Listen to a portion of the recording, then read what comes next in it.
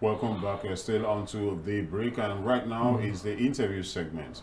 And today we're discussing on a topic based on youth participation in politics. We have a young man in our studio to discuss this younger politician too, I would say. His name is Daniel Momodu. You're welcome. Thank you for having me. Thank you.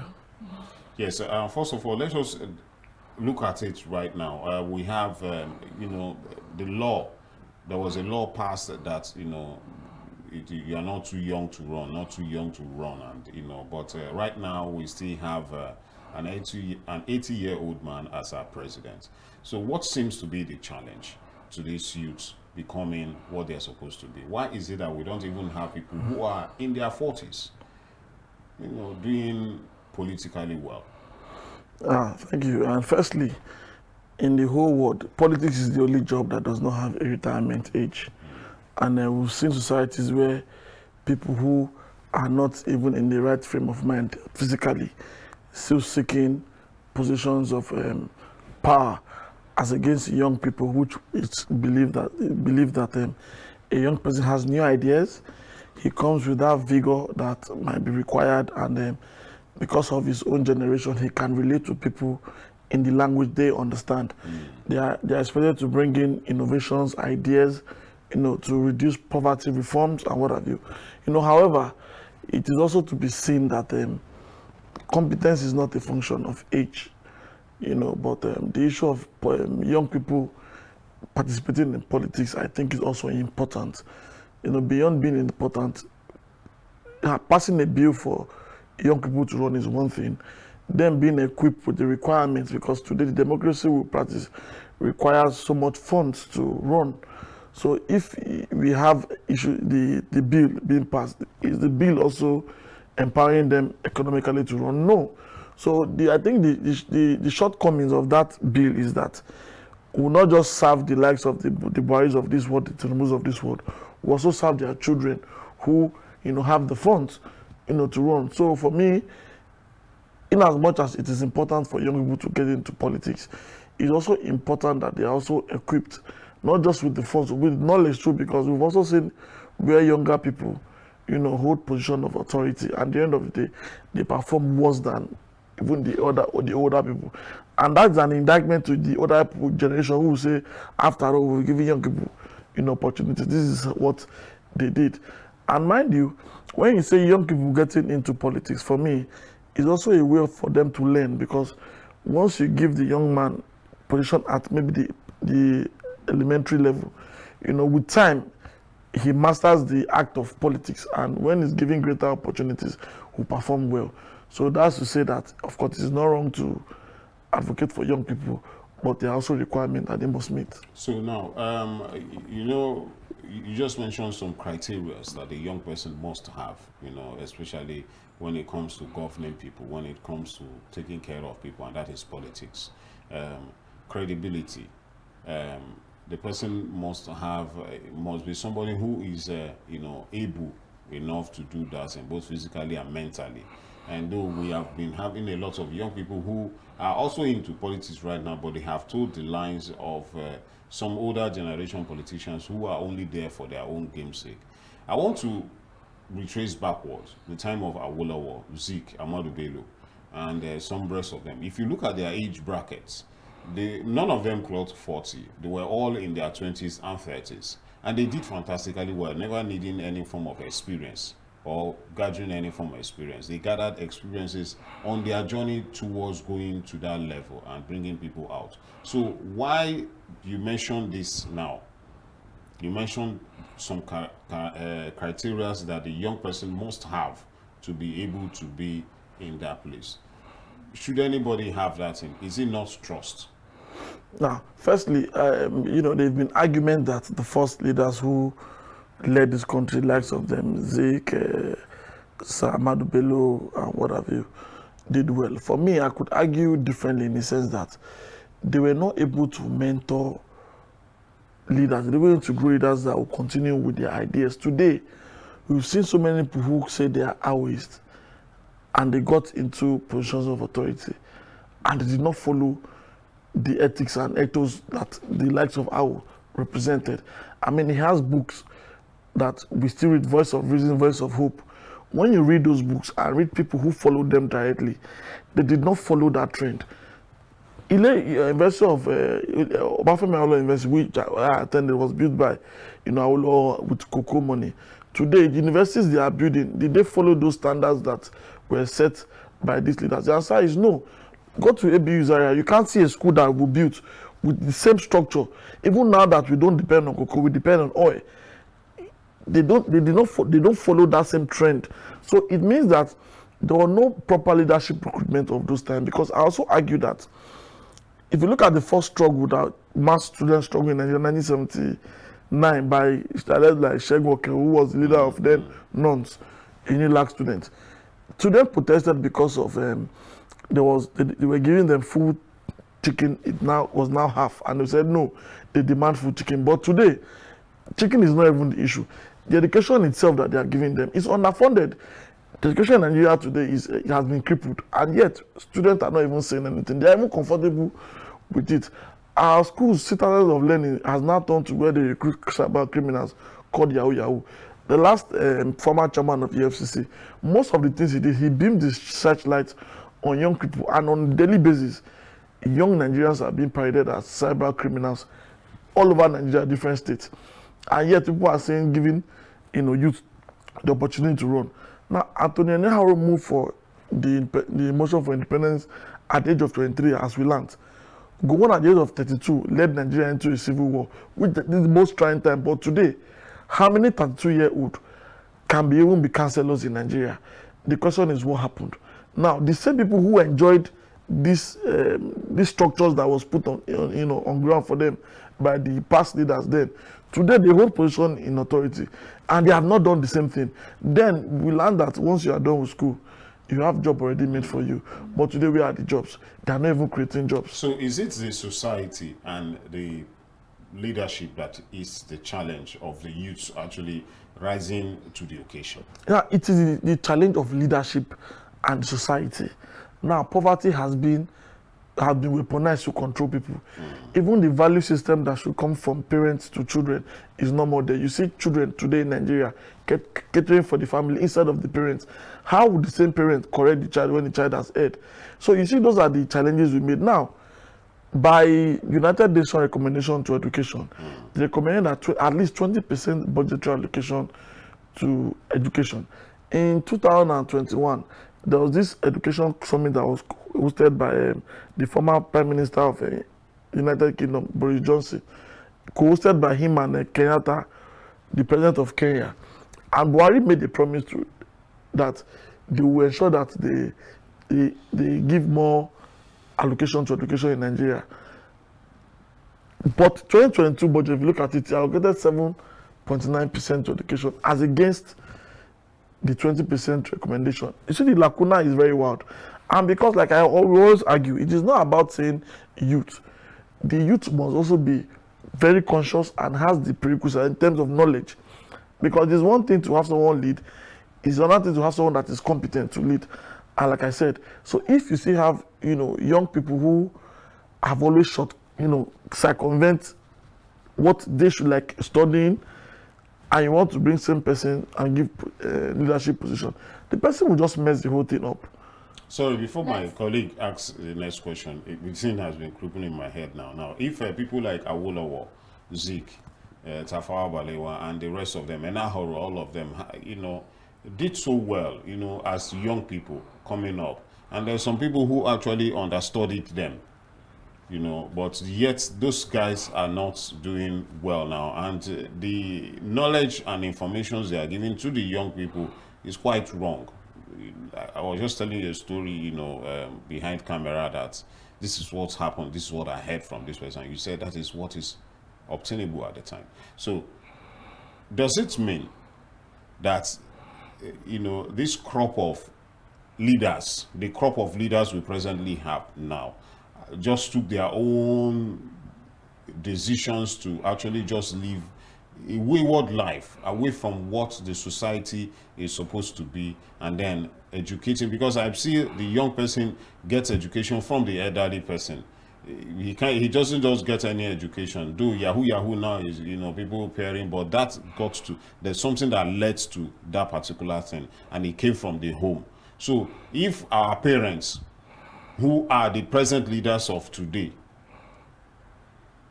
did not actually get the right learning from those other leaders, where is the fault? Now, to me, it's an indictment on the society, and society has stratas. They have different segments. We have the people who are the leaders, people who follow, and leaders is not only political leaders. We have economic leaders, we have religious leaders.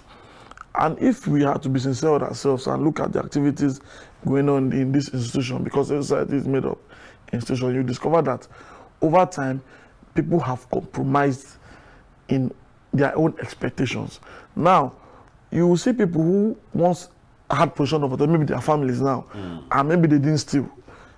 The family now, maybe because they are not properly economically situated, will say, I wish my father had stolen. Maybe by now we would have, had more resources to maybe be relevant in Nigeria of today.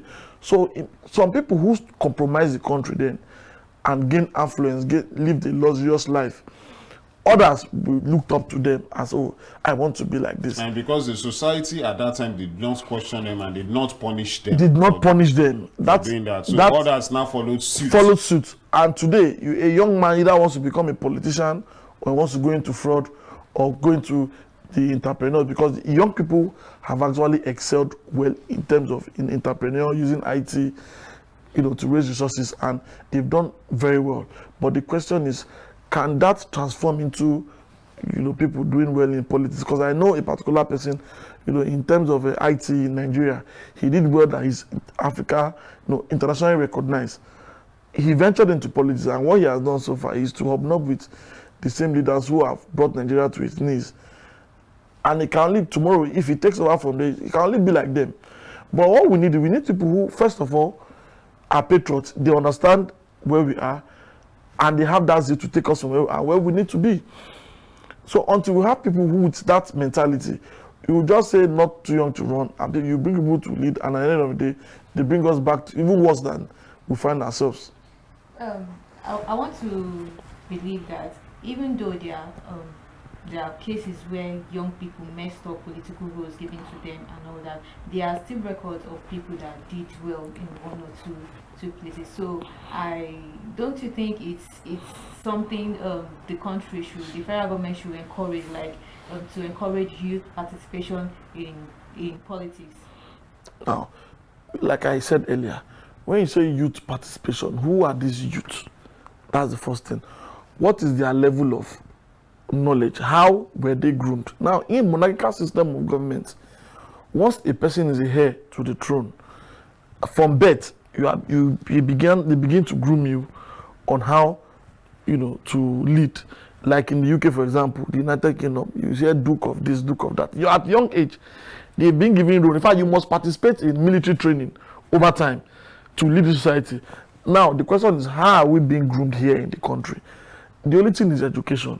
Now, today we talk about IT. In my own school, when I did a course called, even at my master's level, MSc, you will teach a course computer, but you never see a computer in those classes. Everything is manual. You read from a book. Then how do you think one will excel? Now, people who are also doing well, like music industry, for example, people who are producing good videos, they have spent so much money traveling abroad, learning and coming back. Now, education in Nigeria is a right or a privilege. To have proper education here, you have to spend so much. Now, so it tells you that the indictment is on the education. How do you train leaders for tomorrow? Leader of tomorrow, no doubt about that. Liberation is not a gift. Nobody will invite you and give you power. But you must prepare yourself for it. It's hard work. Now, if you look at them, there is a book written by Ted Gore, Why Men Rebel. The book is just saying, at every point in the stage of your life, there is what society requires from you.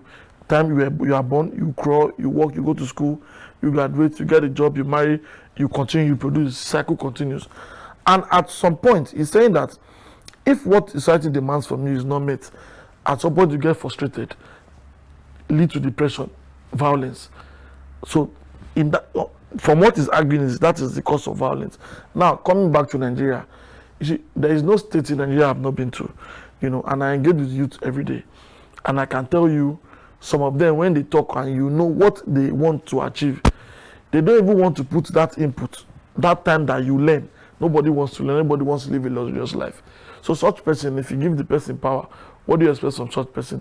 So the point is not only about, like I said, I'll keep saying, it's not only about the youth, but do they have the prerequisites to lead? Do they have the there are some young people too that are really interested in this political affairs, this politics stuff, but there are obstacles that is blocking them. When I say blocking them, just like finance. Before you get a political position like contest, you really have to be on the high class, high citizen, and even lack of interest, because some people feel it's a waste of time. They don't want to waste their time. After all, nothing good will come out of it. And considering the fact that the political structure is controlled and dominated by older politicians and all that, so those obstacles, how do you think, and as in before they will excel, as in even though they decide to go into that into the political stuff, before they will excel, at least they need to get the interest needs to be there to conquer these obstacles. So how do we overcome these obstacles? Now, firstly, it's the consciousness. Now, participating in politics is not only one that seeks political position.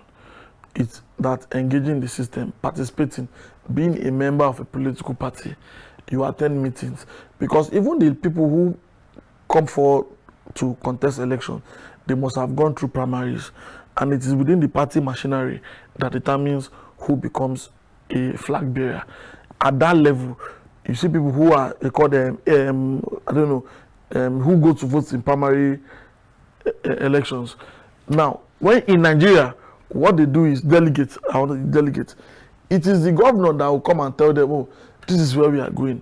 At the end of the day, it is not even the party members saying who they want, but they are being dictated to. At that level, there's a constraint. And today, to be contest for even councillor in Nigeria, you need so much money. Who will give you that money? It's the same people who are in the system that have created an order that will determine who gets what, when, and how. So who exactly do we say, who are the people who we can say these are the people who are actually, because the problem of basically, because looking at it, you find out that the people who are actually there are the leaders, the bourgeoisies, the elites, and the rest of them. The people who actually know, they are the people who are on the aim of affairs and the ones dictating the pace of everything that is going on. So, is it a reformation of a system, or the total eradication of a total set of people?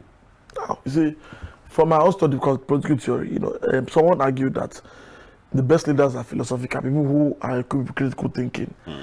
They consider, okay, what is the problem? They diagnose it and provide solution. Because when you go to a doctor that you are sick, most time you can't go and say I have malaria. They will ask you what is wrong with you. It is from the symptom they tend to address. The question is, what is the problem of Nigeria today? So if you have a leader that first understands the problem and sincerely wants to address it, then it takes time. Now, theoretically speaking, now some of the challenges of Nigeria, it is not even poverty, there's no education, the template, how as a society being organized. Now, what you might think is a problem, you being a Southerner leaderless and works in the South, is quite different from what a typical Northerner, an average Northerner thinks is the problem. There are some things that will happen. Okay, for example, during the NSAS protest, I witnessed the NSAS protest in about 6 states. When I was in the Southeast, where I was, some people actually mobilized for it. The way they were mobilizing for it, some people were mobilizing to hijack that same protest. And we saw how things went. When I was now traveling back to Abuja, in some South states, some youth went and barricaded the road. Before you pass, you pay money to them. If not, you will not pass. But the question was, what were you protesting for? Some people were already, truncating it by commercializing the whole struggle. So the question is, what is the challenge?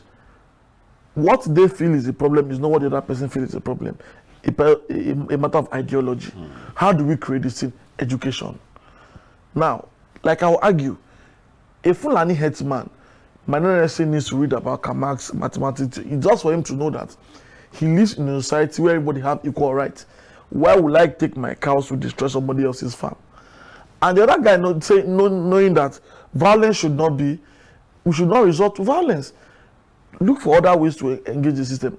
I'll also give you an example. In ASU, when ASU goes for their Congress, you will discover that there is ethnic proliferation.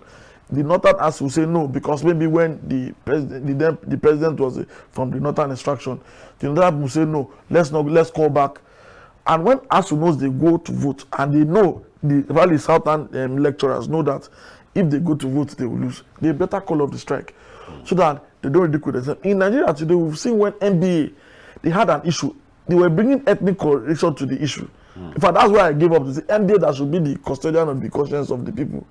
They were debating on issues, bringing ethnic sentiment into it.